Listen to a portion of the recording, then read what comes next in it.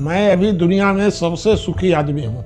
हमारा परिवार नहीं टूट रहा है, क्योंकि हम लोगों का अकेला, दुनिया में तो मैं नहीं कह सकता हूँ, भारत में अकेला परिवार हमारा है जो ज्वाइंट फैमिली है। अब ये क्या है, अकेला क्यों है, और बहुत से ज्वाइंट फैमिली होंगे। हम लोगों के परिवार में हम लोगों ने अर्थ को किनारे कर दिया, क्योंकि अर्थ ही अनर्थ की जड़ है।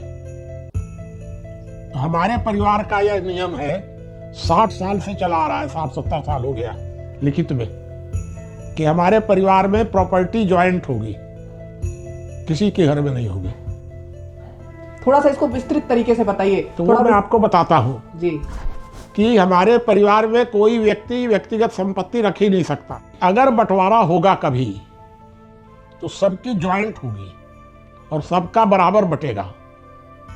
हम लोगों का ही परिवार अकेला परिवार है जिसमें महिलाओं को भी संपत्ति में बराबर का अधिकार है, पूरी संपत्ति में। ये जो सरकार कहती है कि संविधान में हमने महिलाओं को बराबर का अधिकार दिया है, झूठ है, कहीं कुछ नहीं है। हमारे परिवार में समान अधिकार है। अगर बहू आती है घर में तो उसका हमारी पूरी प्रॉपर्टी में बराबर का हिस्सा हो जाएगा। मतलब हमारे परिवार में भी 15 सदस्य हैं, तो सबका 15वां हिस्सा होगा। एक बच्चा जन्म लिया उसका भी उतना ही हिस्सा है, और वृद्ध है उसका भी उतना ही हिस्सा है। कोई हम लोग विल नहीं लिख सकते हैं। हम अगर चाहें कि हम 100 रुपया खर्चा कर दें, तो अगर परिवार सहमत है तभी कर सकते हैं, नहीं तो नहीं कर सकते। एक जन्म लेने वाला जो बच्चा है उसको भी उतना ही है संपत्ति में अधिकार। ये तो हो गया संपत्ति का अधिकार।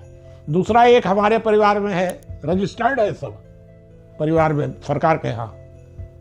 हमारे यहाँ एक नियम और है बना हुआ कि हम परिवार के लोग किसी भी व्यक्ति को परिवार से कभी भी निकाल सकते हैं, संपत्ति का हिस्सा दे देंगे उसका, बिना मतलब के भी निकाल सकते हैं। गलत आप कह सकते हैं, या कोई भी व्यक्ति, आप जब उसको कोई डर ही नहीं रहेगा तो हमारी बात क्यों मानेगा, कह देगा हम नहीं मानेंगे। किसी औरत ने कहा कि हम मंदिर जा रहे हैं, हम लोगों ने कहा नहीं जाना है तुमको। वो कहे हम तो जाएंगे, मान लीजिए हम तो जाएंगे मंदिर, ठीक है तुम अपना हिस्सा ले लो, तुमको जहां जाना है जाओ, तुम प्रॉपर्टी में हिस्सा ले लो, छूट है तुमको। ये हम लोग हम लोगों का नियम है। परिवार की परिभाषा आपको बता देते हैं। हमारे यहाँ ज्वाइंट प्रॉपर्टी और ज्वाइंट रिस्पॉन्सिबिलिटी, अगर परिवार का एक सदस्य अपराध करेगा तो पूरे परिवार को भी दंड दिया जा सकता है। कि परिवार की जब संपत्ति सब कुछ ज्वाइंट है, सब, अगर घर में आग लगी तो अगर किसी परिवार के एक सदस्य के घर में लगी तो पूरे परिवार का सामान जलाना कि केवल उसी का जला। कोई अगर घर में बीमार हो गया तो बीमार हुआ तो पूरे परिवार पर प्रभाव पड़ेगा। तो सब कुछ ज्वाइंट है, कोई अलग नहीं है पूरे परिवार का। तो इसीलिए अच्छा, कोई आदमी अगर परिवार छोड़ना चाहे, मान लीजिए भाई हम ज़्यादा कमाते हैं, ये लोग नहीं कमाते हैं, हिस्सा तो सब बराबर लेंगे, खाएंगे बराबर, शादी बराबर लगेगा, शादी में भी खर्चा लगेगा ही, बीमार होंगे तो सबका लगेगा, और कमाएंगे हम और सब बराबर लेंगे। एक छोटा बच्चा पैदा हो गया वो भी हिस्सा लेगा। ये क्या नियम है, मैं नहीं रहना चाहता, चले जाओ, कोई दिक्कत नहीं है। कभी भी परिवार छोड़ सकते हैं और कभी भी परिवार से निकाले जा सकते हैं। आप तो एक परिवार की परिभाषा जो हम लोगों ने बनाई है यही है कि संयुक्त संपत्ति और संयुक्त उत्तरदायित्व के आधार पर एक साथ रहने के लिए सहमत व्यक्तियों का समूह परिवार माना जाएगा। परिवार जो है वो परिवार ही ना कहेगा कि भाई तुम निकलना चाहते हो क्या, कि रहना चाहते हो। रहना चाहते हो तो हमारी ये शर्त है, हमारी शर्त मानना पड़ेगा, रुको, एक बात हो गई।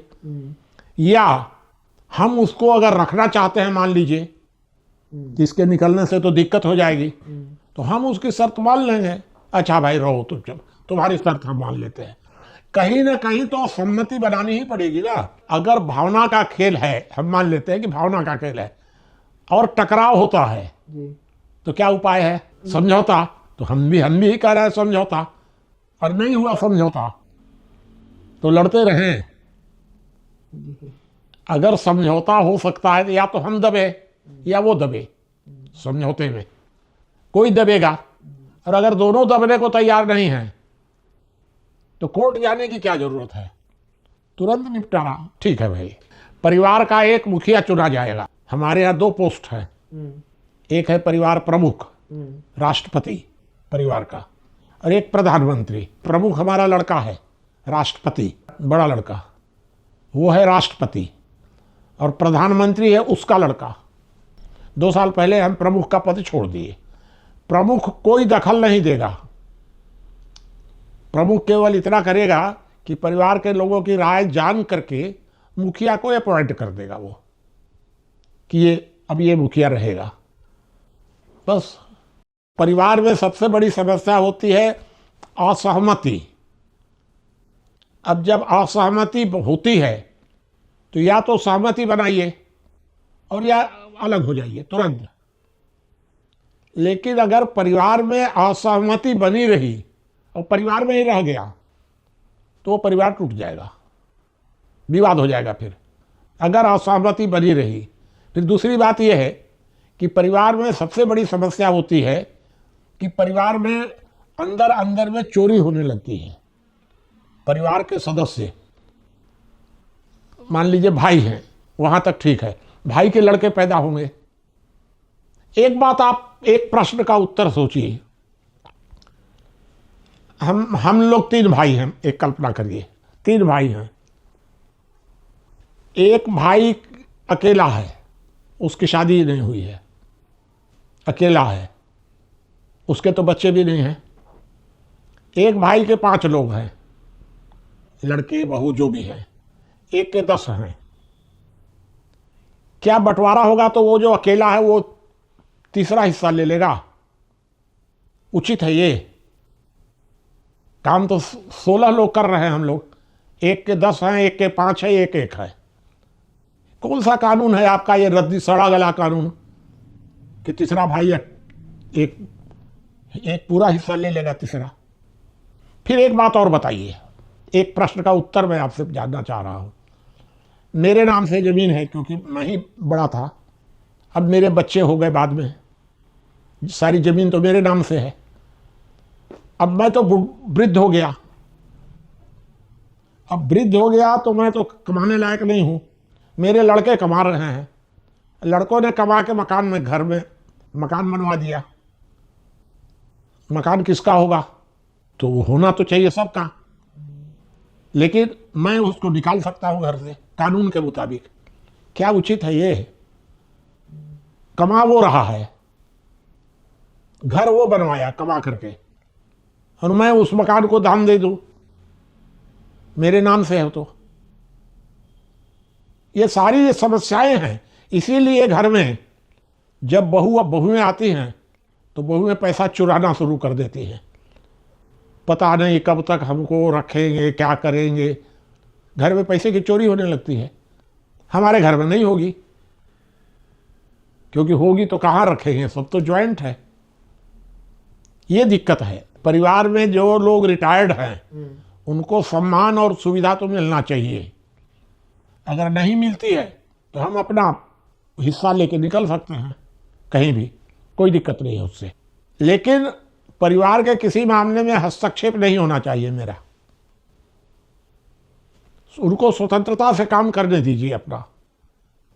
हमको सुविधा और सेवा, बस। होता यह है कि परिवार में जो बुजुर्ग हो जाते हैं वो हर मामले में दखल देते हैं। ये ऐसा क्यों कर दिए, वो उसको उधार क्यों दे दिए, वहां क्यों शादी कर रहे हो। अरे भाई, आपके जमाने की बात अलग थी, आज के जमाने की बात अलग है। आप अब चाहते हैं कि अब आप बच्चों पर हुक्म चलावें, ये कैसे होगा? बालिग है वो तो। कि हुक्म चलाने वाली जो बूढ़ों की आदत है वो नुकसान करती है। अगर बुजुर्गों का सम्मान नहीं करे तो बुजुर्ग का हिस्सा है ना अपना प्रॉपर्टी में, ना लेके अलग हो जाए। ये और ये अच्छा, ये बताइए कि बुजुर्ग ही सही होते हैं, लड़के गलत होते हैं? ये हम कैसे मान लें? कहीं बुजुर्ग सही होते हैं, कहीं लड़के सही होते हैं।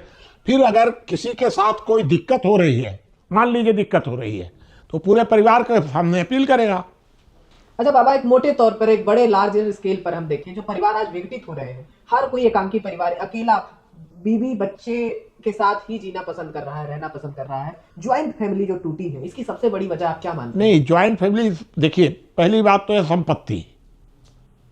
संपत्ति का आपने व्यक्तिगत अधिकार दे दिया। जी। तो जब व्यक्तिगत संपत्ति का अधिकार आप दे देंगे तो संपत्ति में टकराव होगा ही। अब एक बात, अब आप सोचिए कि एक आदमी नौकरी कर रहा है, तो अपना पैसा अपने पास में रख रहा है, कैसे कैसे परिवार चलेगा? आपने जब व्यक्तिगत संपत्ति का ही अधिकार दे दिया तो हम लोगों ने व्यक्तिगत संपत्ति का अधिकार खत्म कर दिया।